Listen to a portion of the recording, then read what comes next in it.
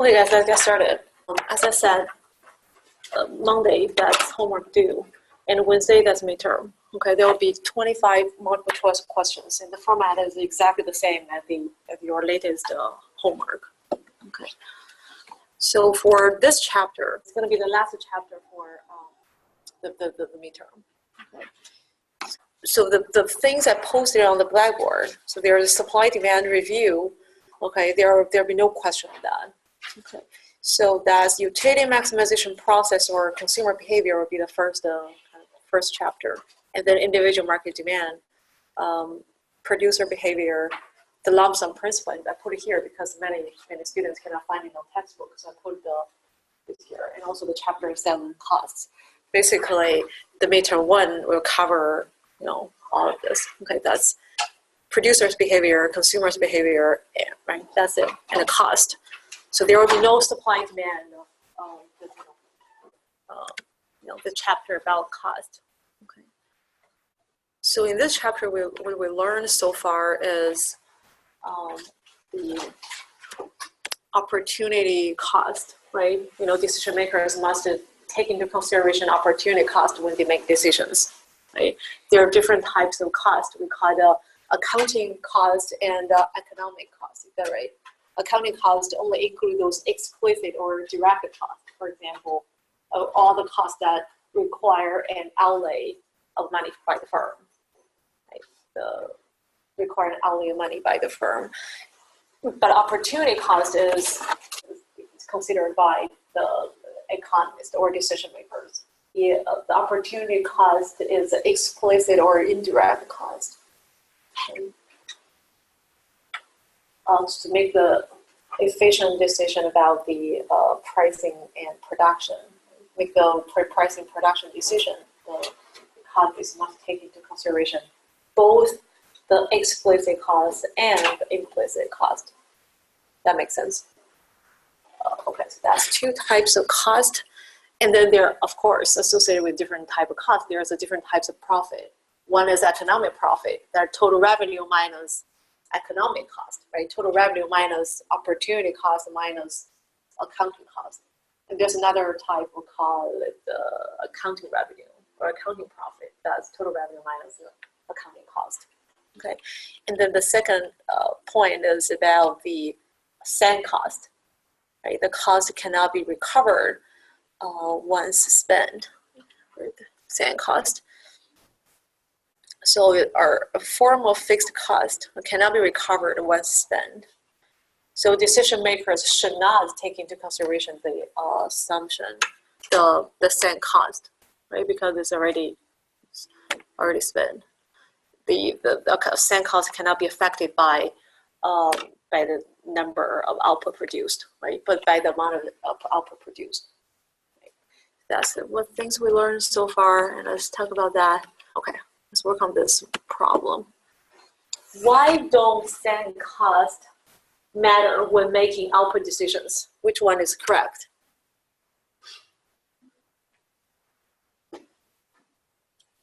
A, right? Because sunk costs are irrecoverable. Sunk costs increase with output, sunk cost cannot be affected, right? The output will not affect sunk cost. Sunk cost can be absorbed now. So the correct answer is A. Okay, and the cost and cost curves.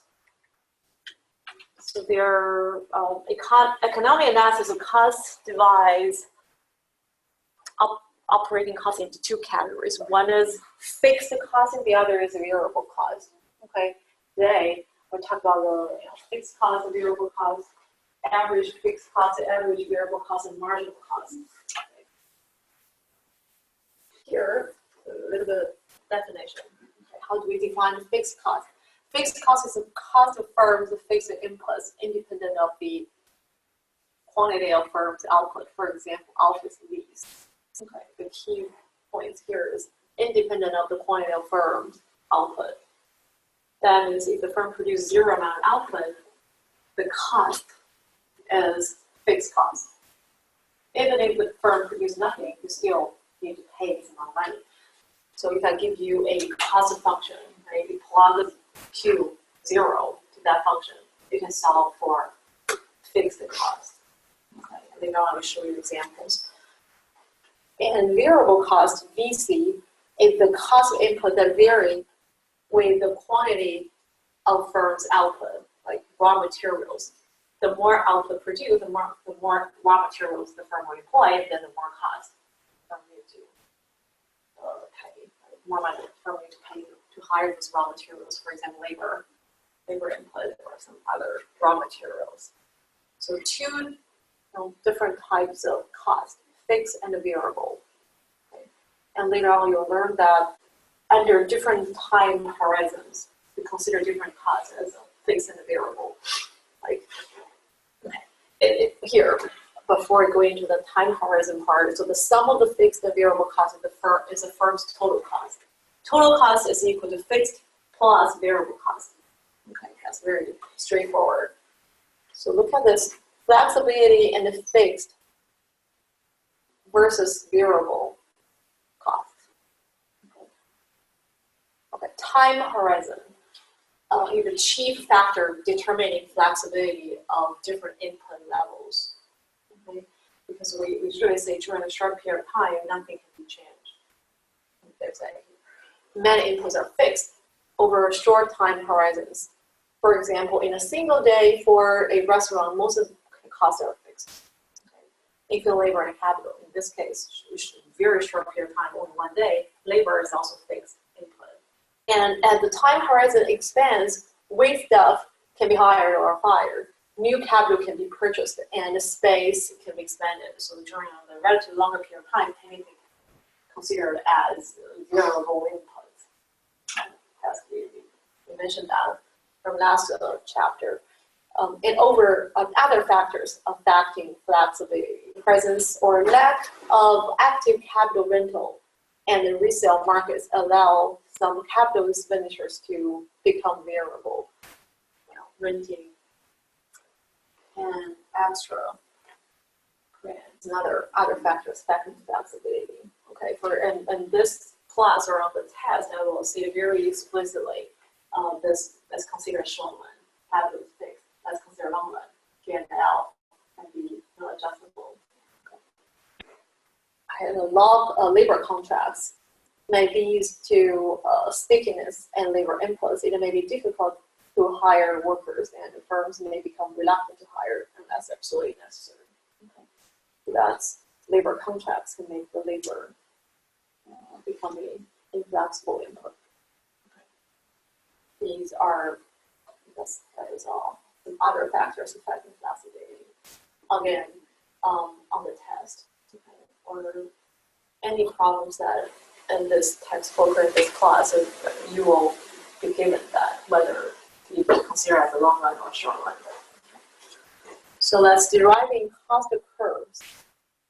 A cost curve is a mathematical relationship between a firm's production cost and output. So let's clarify. One thing is you need to know the difference between cost curve and ISO cost curve. What is the difference between that two curves? What is the difference?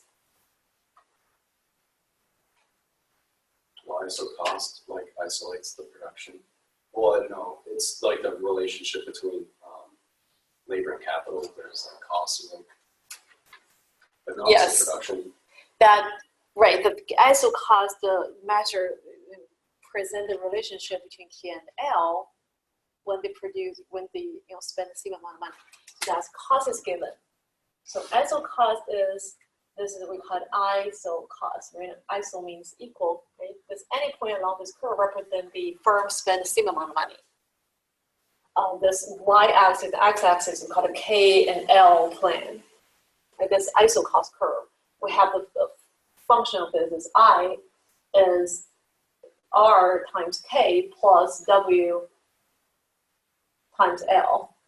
And so that's different for different combination of K and L for a given price of R and W. Sorry, not I, C. Sorry, C. The cost is the same. So any point along this curve represents the same amount of cost. The cost is, for example, this cost C1 is $800. The different combination of K and L that cost the same amount of money. Okay, so the cost curve, ISO cost, there's another ISO cost. C1 is $1,000. Any point along this curve represents the combination of K and L that cost the firm $1,000. Okay, that's ISO cost curve, what we learned from last chapter. And then you combine this ISO cost with a ISO quant, right? You can find that the optimal combination of K and L that enable the firm producing to produce this amount of output, right? If the firm wants to produce this amount of output, right, which combination of K and L can make sure the firm spend the minimum amount of money? Point of tangency, right? The ISO quant curve tangent to this ISO cost curve find this optimal combination. Yeah, this is what we learned last chapter. That makes sense. That is to produce the same amount of quantity. Q hold the same, and we use what combination of K and L, right, to produce same amount of to produce a given amount of output. The purpose to minimize the cost. Okay, if the firm want to minimize the cost, what optimal mix of K and L can produce given amount of quantity. Okay. And for this chapter, the cost represent or shows or illustrate the relationship between the input cost and the total output. So this is a total cost, for example. So that any point along this curve represent different level of cost. Right? So for example, we produce this Q1 amount of output, the cost is C1. You produce the Q2 amount of output, the cost is C2.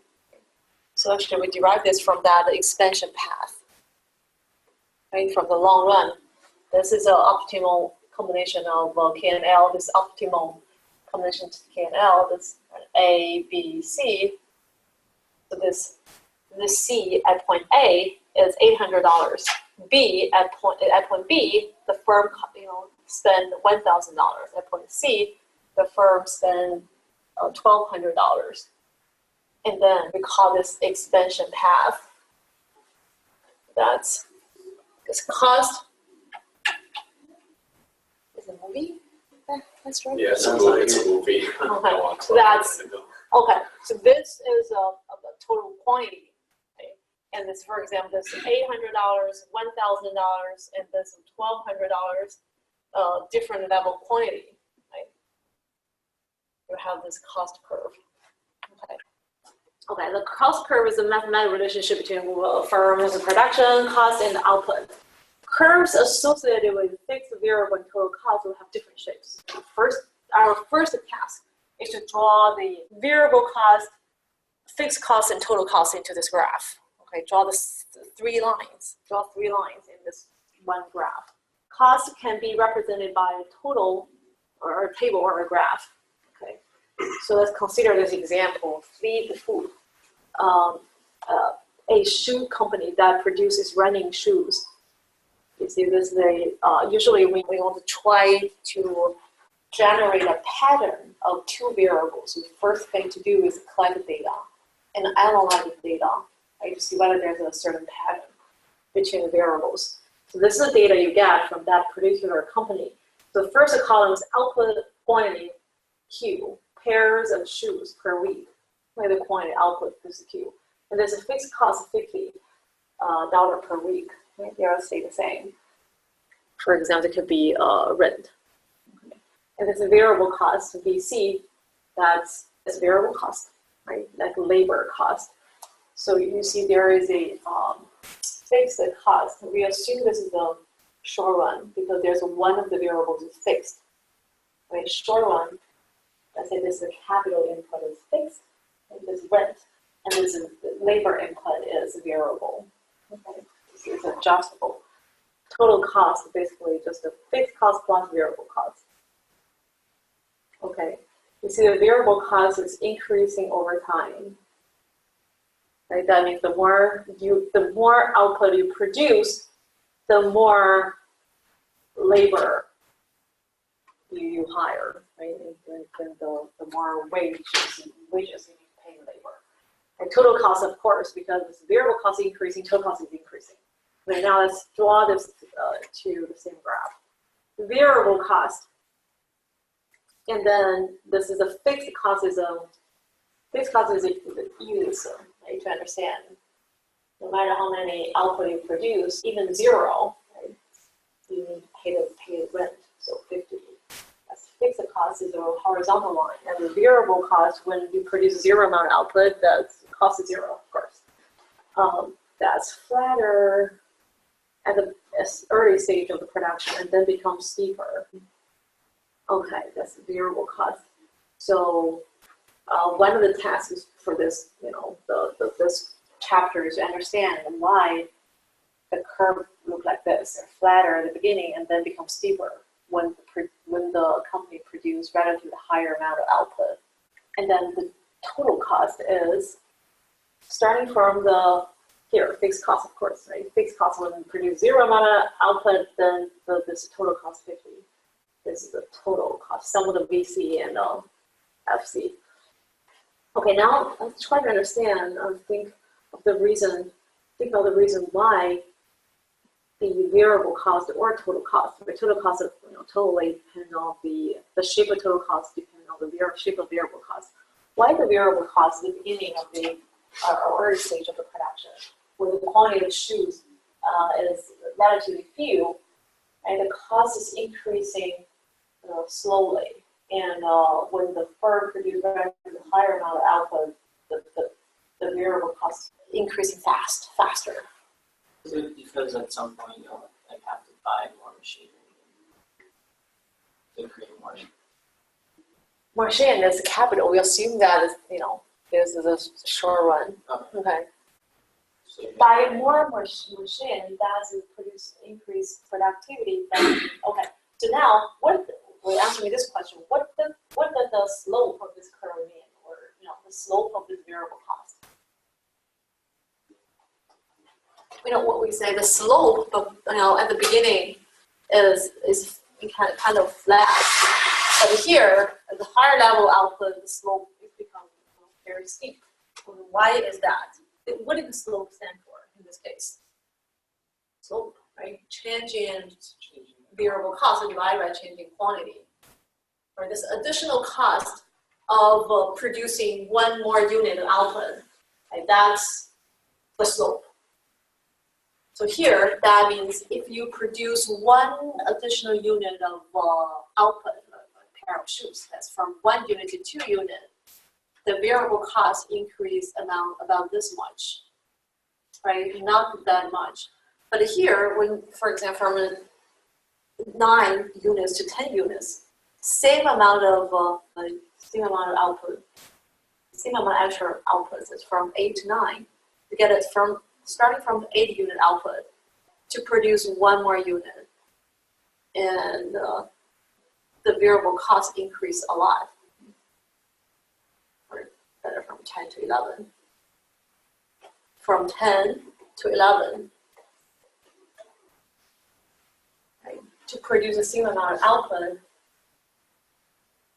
and the cost increase a lot. We compare from 10 to 11 with from 1 to 2. So why is that the case? Okay. The same amount of unit, from 1 unit to 2 unit, cost increase. This table, what's the table? From 1 to 2, fixed costs stay the same. Variable cost from 10 to 17.5, that's the cost increased by 7.5. Right? But from 10 to 11, increase 1 unit of output. 1 unit output, the cost increased by 50. From 100 to 150. How do you interpret this? you might have to hire another worker. Yeah, so you hire another worker. You hire more worker. Here, from 1 to 2, you probably, for example, you hire 1 more worker. And then you can produce another, to add 1 more unit output, right? To increase 1 more unit output, you just need add 1 more worker at this level, early stage of production. But here, in order to increase the output by 1 unit, you need to hire, for example, 5 or 10 workers. The question is why you need to hire more workers when the output produced is at relatively high value. The more the workers have to produce, the slower it'll be. The more workers they hire, the lower productivity they have. So we have a term for that with them because of a diminishing marginal product. Right here, we assume that this, for example, this is the fixed cost is a capital. The capital is fixed, and then I say had a situation where the capital is fixed, and there's a from 0 to 1 worker to from 1 worker to 2 workers. That first few workers can be very productive. I think even the firm could even experience this increase in marginal product. That means from 1 worker to 2 workers, and then from 2 workers to 3 workers, these 3 workers can divide tasks, share tasks, right? Teamwork. It could be these 3 people can work very productively than only 1. And that can explain this a lower level of output. Okay, to add 1 additional worker can produce a lot of output. Okay, in other words, we could turn that logic around. To produce 1 more unit of output, you only need a few workers to the production. Okay, but when you already have produce a lot of output, that means the kitchens become more crowded. Okay, that the fixed capital is underutilized, or many workers start getting in each other's way. Okay, that each additional worker or each worker add less or contribute less to total production. And that's how we interpret the diminishing marginal product. The more and more worker you hired, the less and less the productivity you will have. Right? Each worker contribute less to total production. And then turn that logic around is to when the firm already produced a lot of output, that means the kitchen is already become crowded. Each additional worker add less, then that implies to produce 1 more unit output at this level, you need to hire a lot of more laborers, and it costs a lot more.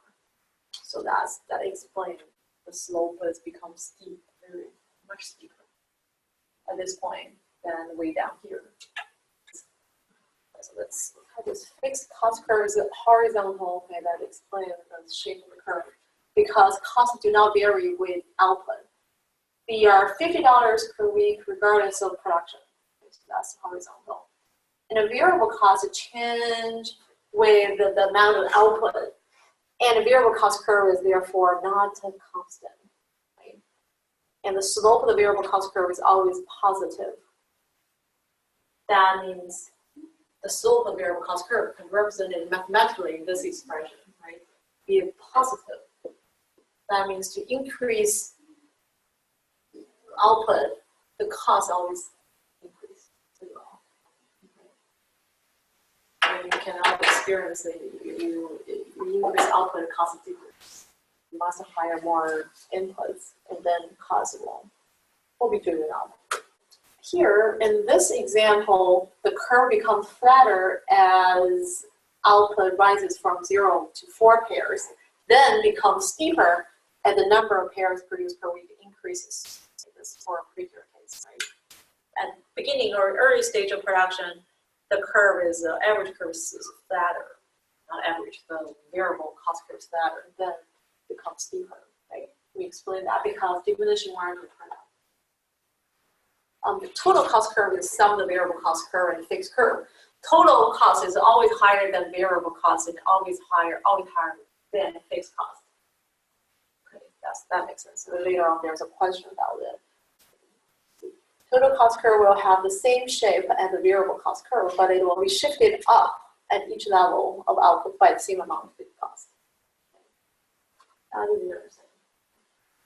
Now, understanding the cost structure of firms is important, but to understand how costs affect production decisions, we must introduce two related measures. One is average cost and the other is marginal cost.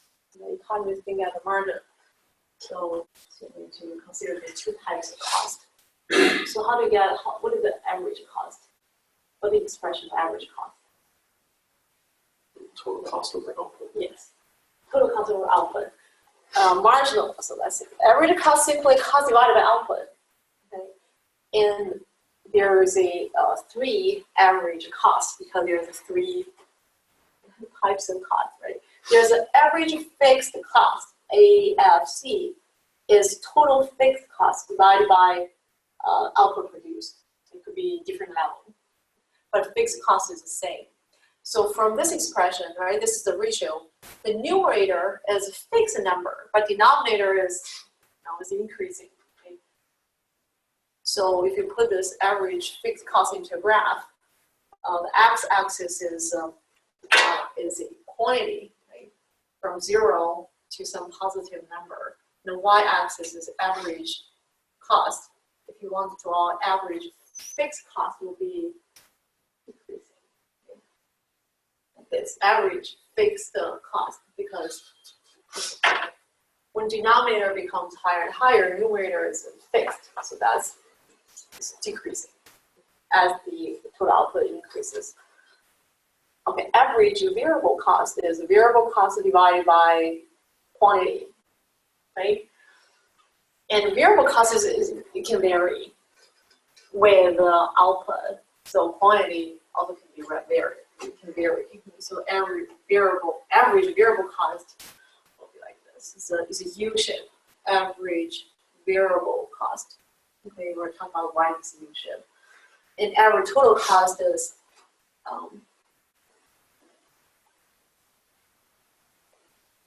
average total cost.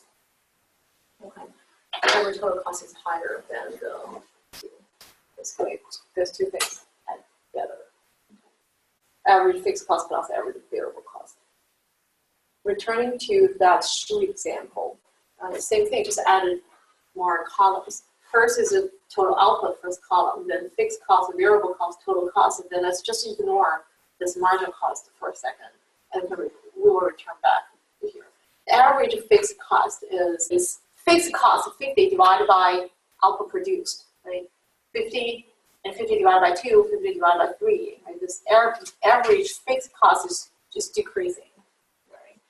And average variable cost is a variable cost divided by output produced.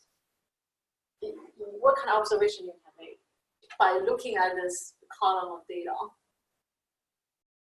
there any certain patterns or trend of the average variable cost? Average variable cost is variable cost here divided by output produced 10, and then every variable cost might divide by 2. Right? So it's decreasing up to 6, right? And then starting from here is increasing. So that's the U-shape. Okay, you understand why that? Because the marginal cost actually. The marginal cost, when the marginal cost is lower than average variable cost, then the marginal cost drive down that average variable cost. And when the marginal cost is increasing, right? So it's higher than average variable cost, and then that can drive up the average variable cost. We will talk about that later. Okay. And average total cost basically does sum up these two, average fixed and variable cost. Right. Same thing is decreasing and then increasing. Right. So average cost curve, that should be a U-shape. Okay, and that's average fixed cost, and then that's average total cost. Okay. So here at this point, you need to know average fixed cost is only a curve that decreases as quantity output increases. And for average cost, average variable and average total cost, and the other two average costs both have this U-shape curve. So that's average fixed cost always falls as quantity rises. This is because it's being averaged across more and more units. Because the average across more and more units. Okay, so that's about the marginal cost. A marginal cost is another deciding factor in firm's production decision. What is the mathematical expression of marginal cost? The marginal cost, we learn marginal utility, or marginal product. What is the marginal cost? It's the additional cost for an additional unit. Yes, it's change in total cost divided by change in total output. So this is a marginal cost. The additional cost of producing one more unit output. Okay, what if this numerator could be equal to change in variable cost? Because fixed cost is fixed. That's total cost after minus total cost before divided by Q1 minus Q2 minus Q1, right, the change. So total cost after is fixed cost after plus variable cost after, right, that's total cost after, minus total cost before, fixed cost before plus variable cost before, divided by quantity after minus quantity before, because this FC2 and FC1 is the same. Fixed costs are the same. So basically, changing VC divided by changing quantity. Okay. So, changing total cost divided by changing quantity. The actual cost of producing one more unit output. So, returning to the previous table, this is the marginal cost.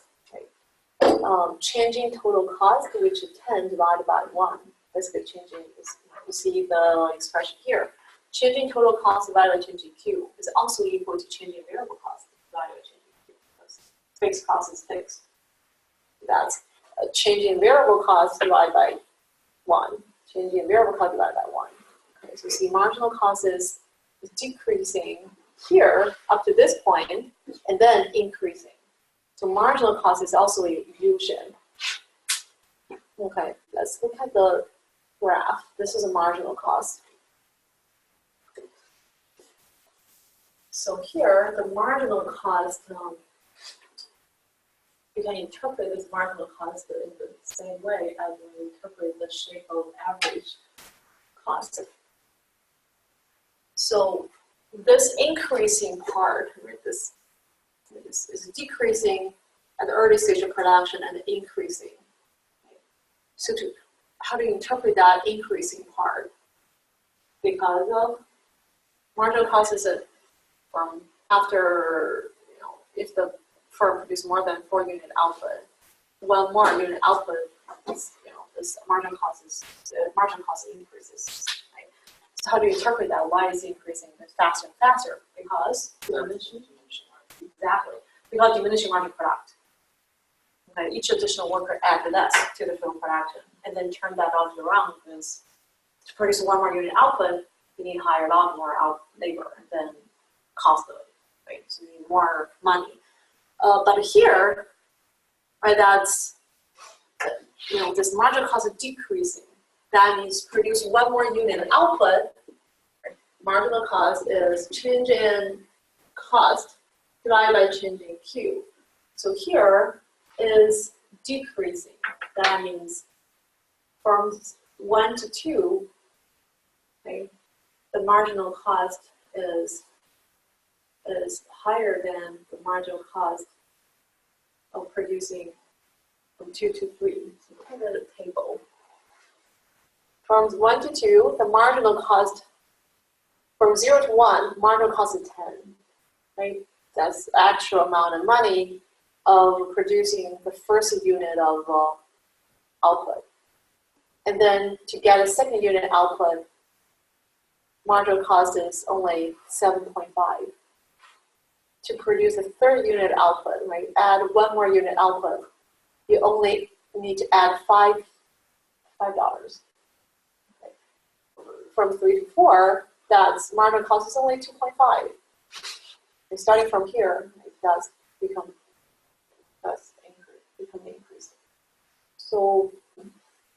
why its marginal cost is decreasing at the early stage of production, because at the beginning of the early stage, when the patient only have one people, they might do a lot of things by themselves. And then you add one more people, these two people can work together, divide tasks, and work more productively, not only one people.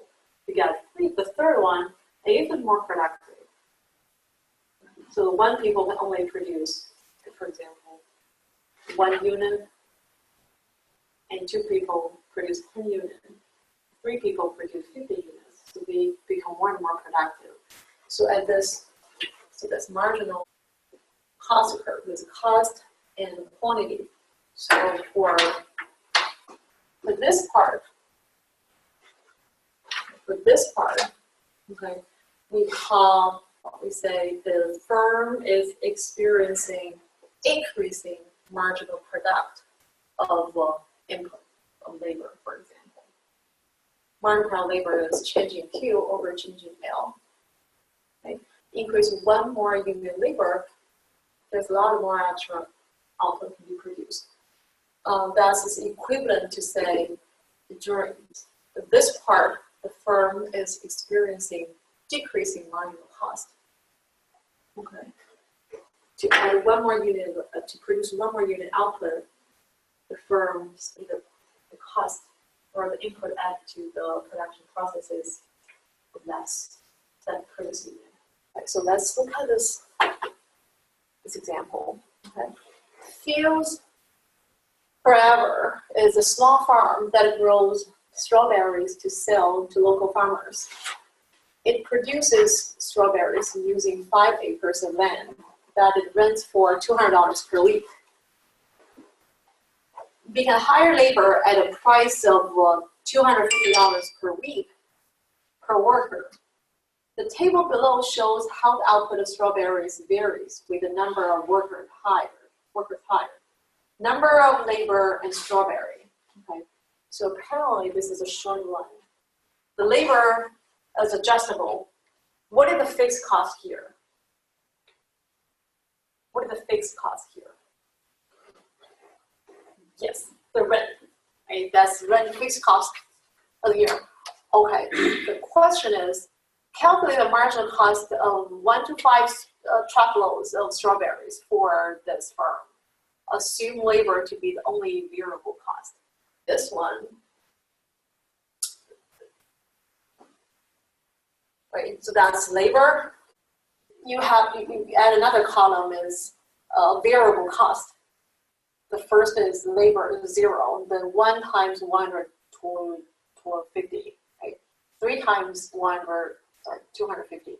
7 times 250. Right? That's variable cost. And the 4th column is fixed cost, which is 200. Is that right? 200. And then there's a total cost.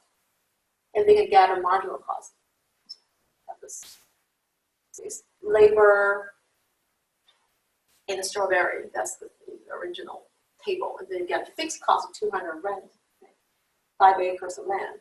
Variable cost clearly here is labor unit, labor input. So this wage rate of 250 times 0, wage rate times 1, wage rate times 3.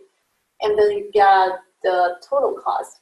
And then you can find the marginal cost. You don't need to do any calculus. You just go change in total cost divided by change in labor. So this is 450 minus 200 divided by 1. Okay? And then 950 minus 450 divided by 2. To get the marginal cost. So in this case, in this particular little example, the marginal cost is increasing. There's no that this part, so the marginal cost is increasing. There's no increasing marginal product part. Okay. Any questions? Let's skip this additional figure out. Oh, that's now this is the main part. The key part, or the most fundamental thing for this chapter, the relationship between average and marginal cost. I assume that right, you should know something about the relationship between average and marginal. What's the relationship? It's a satisfied relationship. When the average, when the marginal is lower than average, average decreases. When the marginal is higher than average, average increases. That's the relationship. Since fixed costs do not change when the firm expands output, marginal cost only depends on variable cost. That's what we know. And marginal cost is changing variable cost divided by changing quantity. So that's the same thing. Okay, what happens when marginal cost is less than average total cost? What happens when marginal cost is less than average total cost? There's a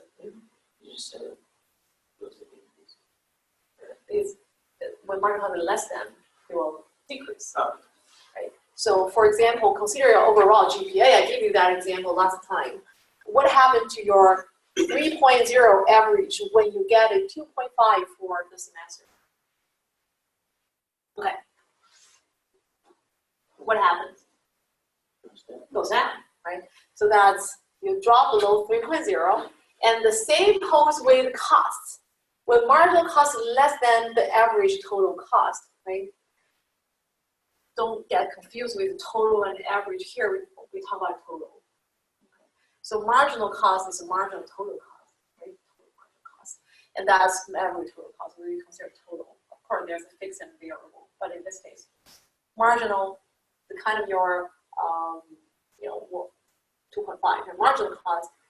If marginal cost is less than average total cost, and producing another unit will reduce average total cost, and vice versa.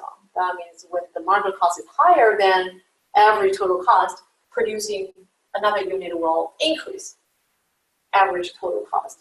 This observation helps to determine what average total costs are minimized. Okay, under what situation average total cost is minimized? When marginal equals average. Yes, when marginal equals average.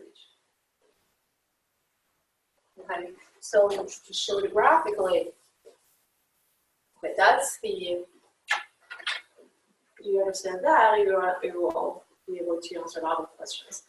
Cost of this quantity, average, variable cost,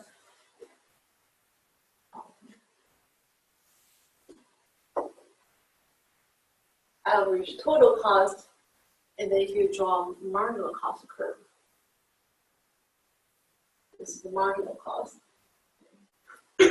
So because we know the relationship between marginal cost and average cost, so when marginal cost is lower than average cost in this part, right? Marginal cost is lower than, to the left, let's consider this average total cost first. When the marginal cost to lower than average total cost, that's to the left of this point A. Okay, marginal cost is here, and total cost, average total cost is here. And then that average total cost is decreasing. It's decreases. And to the right of the point A, that's marginal cost is higher than average total cost. That drive up the average total cost. There are decreases and then increases. So at this point is the minimum level of average total cost. Okay. Don't forget this is the y-axis from 0 to a positive value. Okay. So cost, for example, this cost, for example, this quantity is here, Q1. Marginal cost is this much, right? This is marginal cost. Their average total cost is this much, right? This much. Yeah, right? So that's why we see marginal cost is higher than average total cost. That makes sense? Okay. Same thing when Q, the Q is here. Right? This is the marginal cost, and only this much, and the average total cost is this much. The marginal cost is lower than average total cost. Okay. And now you know point A is a minimum level of average total cost at point A, and point B will be the minimum level of average variable cost. So that's why we say marginal cost to pass through the minimum level of average cost curve. Okay. So let's average total costs are minimized when ATC is equal to MC. And this explains why average total cost and the average variable cost have a U shape. Okay. So that's here is the average variable cost, the average total cost, and then that's marginal cost. Okay, that's two minimum level. Okay, that's minimum. Okay. That's minimum ATC and minimum ABC. Marginal cost always crosses average variable cost and average total cost at their minimums. Okay, and then you can, if you know this is a condition on must have that the firm want to minimize the cost, and then you can solve the problem. Right? Give the decision maker some guidance. What amount of output the firm needs to produce? The firm should produce to minimize cost. Right? That's figured out. Suppose the firm's total cost curve is this, and marginal cost is this. Okay. Hello?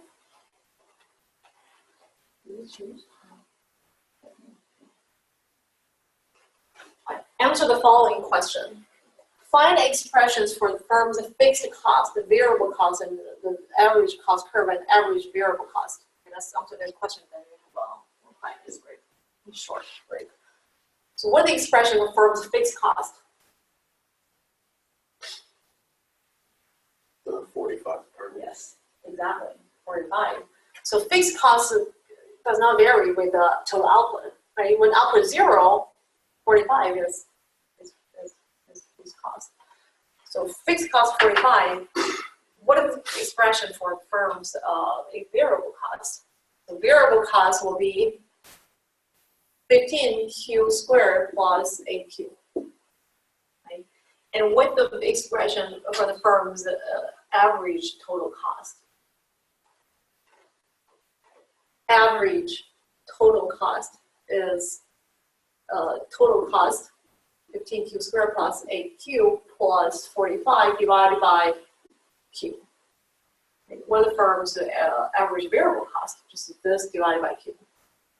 All right. The second is to find the output level, then minimize the average total cost. We'll, we have a very short break, 3 minutes, 5 minutes, and then we'll talk about this one.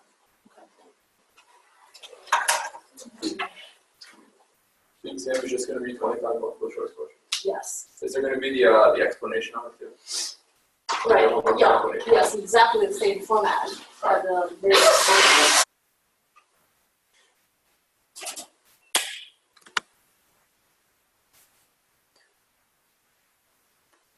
Okay. Let's how to find the output level that minimizes average total cost. Find the output level, for example, here. This is output level. We need to find that can minimize average total cost. You didn't set marginal cost and total cost equation. Yes, the marginal cost is equal to average total cost. Right, so you know that expression. 30Q plus 8 is equal to average total cost. Is 15Q plus 8 plus 45 divided by Q. One equation, only one variable. You can solve for Q. Okay. And C, we find the output level that minimizes average variable cost. How do you find the output level that minimizes average variable cost? This Q star, double star, minimize average variable cost. You would just set average variable cost equal to marginal. Yes.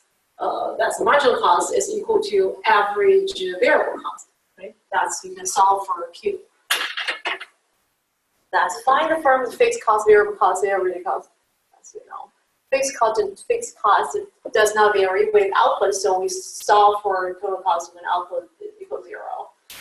A variable cost is a portion that does not vary with output, that does vary with output. Average total cost is simply data, the total cost divided by output.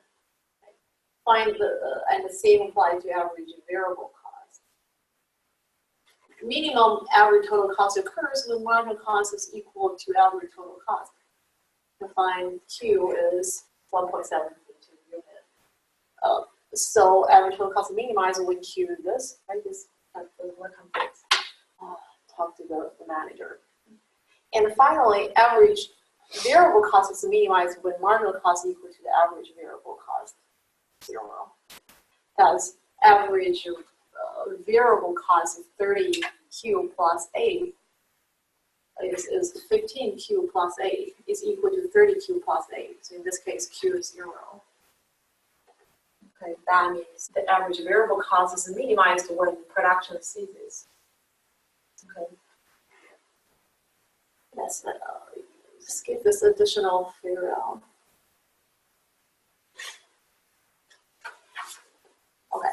If marginal cost is higher than average variable cost in the short run, firms should, which one is correct?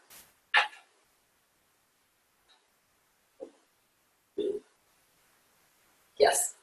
Decrease the output, right? Because marginal cost is higher than average variable cost. More output produced, more cost value curves. Which cost curve is always decreasing? A. Yeah, A. Average fixed cost. A. Okay. And average variable cost curve is, which one is correct? B. Always below average total cost. And let's look at the short run and long run cost curves. Okay. We now analyze how the time horizon affects the cost structure facing firm. So remember, in the short run, the amount of capital is assumed to be fixed. Okay. Remember this and look at these two graphs. Short run production and total cost curve. That's not the graphs in the next slide. Firm's short run total cost curve describes the total cost of producing various quantities output when the amount of capital available for use is fixed. Okay. And an easy way to see this concept is in action is with the graph. Consider the production engines. Okay. Short run total cost curve. This, when we draw this expansion path, is this short run or long run? We put this A, B, C, and we just A, B, C. That's our long run cost curve. Right, but for short run cost curves, it's not this because the capital is constant. Right, that means to produce isoquant 1,000. If you produce 1,000 unit of output, you cannot achieve point B because the capital here is fixed. So fixed capital to achieve isoquant, to achieve this, here there's an intersection. Right, so you need this here. That's your short run combination, K and L, instead of this long run. Okay. Okay, so let's consider the production of engine. Capital and labor are used to produce engines. Quantities are per week. Capital, labor, capital, labor.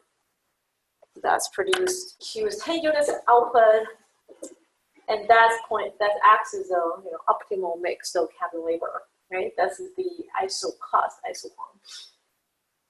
So say here, Q is 10. When Q is 10, the cost is 100. Right? At point X. Q is 20. New iso cost curves. C is 180. So when Q is 20, cost is 180. Right? This is Y. And when Q 30, point Z, the cost is 300. 30, 300. Okay, that's expansion path. That's long run cost curve. That makes sense. Okay, we'll learn that at the last section or last chapter. And then let's talk about the short run cost curve. Same graph. capital unit, capital input fixed at 6. Okay. Capital short expansion path. Capital K bar 6. Okay.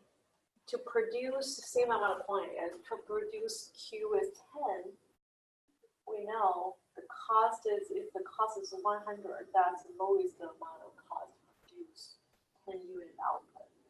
However, as X combination of goods, the capital is lower than 6, but here you have to fix on 6. So the firm is forced to have this combination of in order to produce Q is 10, this is X prime is the kind of optimal combination of K and L. So that's producing amount of quantity, right? X is a long run combination or mix of K and L. This is the short run, but in the short run, the cost is higher than long run. And here, but when the firm will increase output to 20, 6 unit of capital is exactly equal to the long run, right? Number of capital input in the production. So Y is a short run optimal mix of K and L is also the long run optimal mix of K and L.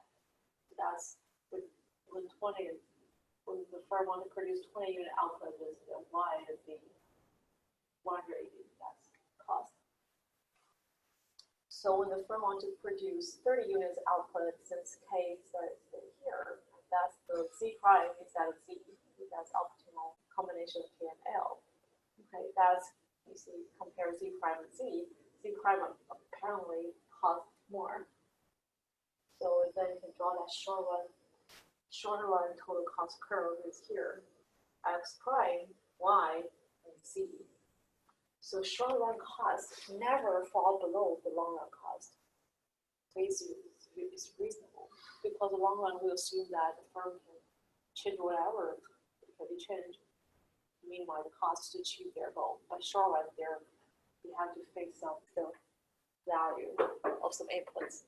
Okay, so total cost, long run total cost is always lower than short run total cost. Long run total cost is always lower than short run total cost. Okay. Or I would say the total long run total cost envelopes the short run total cost. Okay. The short run versus long run average total cost curve. At the figure below shows the short run total cost curve will never fall below the long run total cost curve. And this further implies that the short run average total cost curve will never fall below the long run average total cost curve. Okay, that is true for all short run curves, each of which corresponds to different fixed capital level. This property means that long run average total cost curve will envelope all the short run average total cost curve. Let's show you this graph. The long run average total cost curve envelope the short run average cost curve. So that's the short run when Q is 10, is what the average total cost curve is like. And then if you want to draw a marginal cost, that's a short run when SR is 20, that's X prime, because these capital is fixed, and then their short run average total cost. The long run average total cost, if you want to draw that long run average ATC for long run in the graph, it will be like this. Envelope the short run. Okay. The short run cost will never fall below this, never be lower than long run cost. Okay. And if you want to draw a marginal cost for long run, they will be very flat but pass through the minimum level of long run average total cost. Draw this kind of marginal cost curve. So look at this example. That's the example for today. The Stevenson solar panels has a production function. This production Q is 4KL. Market product labor is 4K, and the market product capital is 4L. the wage rate W is $8 per hour, and the rate on capital is $10 per hour. Okay, instead of giving you this cost function, this question gives you the production function. Okay. Answer the following questions. In the short run, capital is fixed and K bar is 10. What is the cost of producing 200 solar panels? Here, Q is 4KL, that's production function, right? Q is FKL. But in the short run, okay, I said on the test, you will always be given explicitly whether you should consider short run or long run. Like for example, like this, in the short run, capital is fixed and K bar 10. That's K bar is 10, that's short run. And then production function changed to 40 times L. Okay. What is the cost of producing 200 solar panels? Make this is equal to 200. And solve for L is 5. And K is 10. What is the price of L? 8. Price of capital, 10, right? Just the 5 times 8 plus 10 times 10. And then that's the total cost. That makes sense? Okay. Because there's a second question. What will the firm wish to do in the long run to minimize the cost of producing Q is 200 solar panels? How much will the firm save? Okay, find the cost of minimizing combination of K and L. Hint, review chapter 6. Okay, look at this question first. What will the firm wish to do in the long run to minimize the cost of producing Q is 200 solar panels? How much will the firm? So this way you want to do the marginal product of capital over the rent and set that equal to the marginal product of labor over the wage. Exactly. And then from that, what do you get? You said from this marginal product labor over wage is equal to marginal product of capital over R, right? That's the condition we need to get a minimum cost of producing given number of output. Per dollar spent on labor is equal to marginal product loss on capital. From this equation I get, okay, of course this is equivalent to MPL over MPK is equal to W over R. I'm going to elaborate a little bit more here. These two things are equal. So this is because from the question, you're given a fixed number of output produced, 200, right? 200, that's, for example, this isoquant is 200. And find the cost of minimizing combination K and L. This is the isocost curve. The isocost should be tangent to this isoquant. Okay, this is how you get a K and L. If you want to do this equation can be interpreted as marginal product per unit spent on labor. So $1 spent on labor yields same production as $1 spent on capital. Right? If you use this equation, that means the logic behind this equation is the slope of isoquant, which is MPL over MPK, is equal to slope of the isocost, which is, of course, absolute value, W over R. Okay, either way, use either equation. And let's use this one. MPL is 4K over MPK for L is equal to, over W is 8 is equal to 4L over 10. Okay, cancel out this. K is 8 over 10 times L. Is the first equation. That's the equation measure the relationship between K and L. if the K and L satisfy this relationship, we can make sure the cost is minimized when producing this amount of output. Okay. And what's the second equation? What's the second? Because there are two variables. One equation, two variables. What is the second equation? It's very easy, actually, very straightforward. Is it just, It's much, is it the quantity? it's quantity. Yeah, so that's 4, but it's a long run, right? 4 times K times L is 200. Because you want to, because that's, to produce this amount of output, okay, what the combination, what the output combination K and L, make sure the company spend the minimum amount of money. So you combine these two and solve K and L. Okay, that's the answer to this question, this sub-question. Okay, so let's talk about the third one next time.